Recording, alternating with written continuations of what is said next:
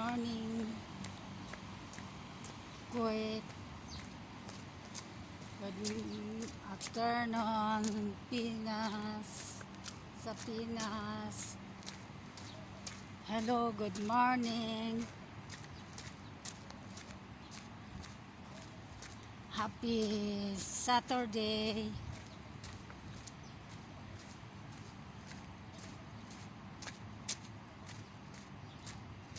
Mga lolos, lolas, titos, titas, mga guy, mga kapatid, kung saan tayo man dito sa panig ng mundo, kumusta tayong lahat.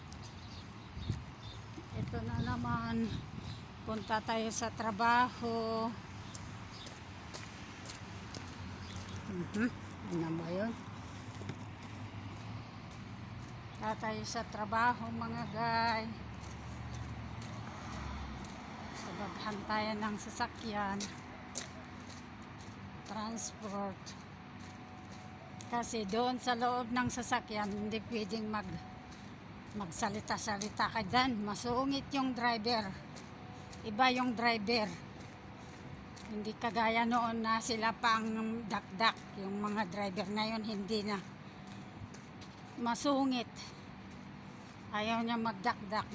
Matanggal siguro ano yung ano niya, concentration niya na mag-drive, kaya ayaw niya ang dakdak ng telepon. Musta tayong lahat doon naman sa trabaho. Hindi pwedeng kasi may camera doon, pwedeng mag-live doon, bawal. Kaya dito na lang ako nagla-live sa mga daan, sa daan na dinadaanan ko.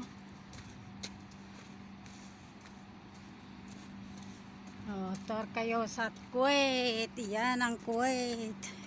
Ayan. Yan. Ikita nyo yung mosque doon, oh.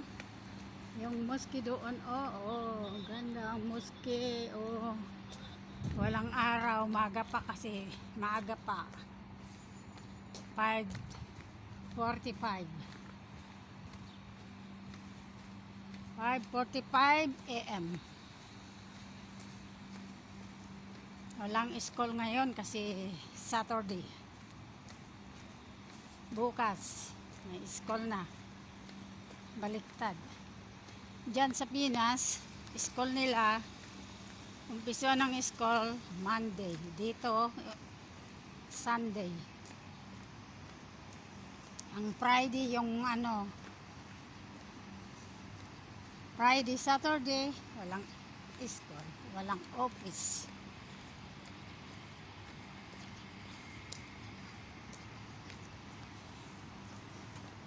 Kawawa ka naman na bird. Walang makain. Yan. Ayan. Ito, matangkad yan. Ang building natin. Building. So, kayo dito sa Kuwait. Yung sumusunod sa akin. Ayan, susunod. Yung transport ko noon nung napunta ako doon sa napunta na ako doon sa hotel, Majesty Hotel. Ayaw ko na kasi lalaki yan eh. Lalaki, puro lalaki. 3 babae lang kami. Ayan. Kung ano-ano sila. Kung ano-ano kami maglinis dyan. Bahay, kung minsan hotel. Ay, bahay. Hotel na doon sa Salmia, hotel doon sa Parwania, hotel doon sa Mabula, pero isang company. Majesty Hotel yan. Guys, dito na tayo nagtatapos. ang live natin.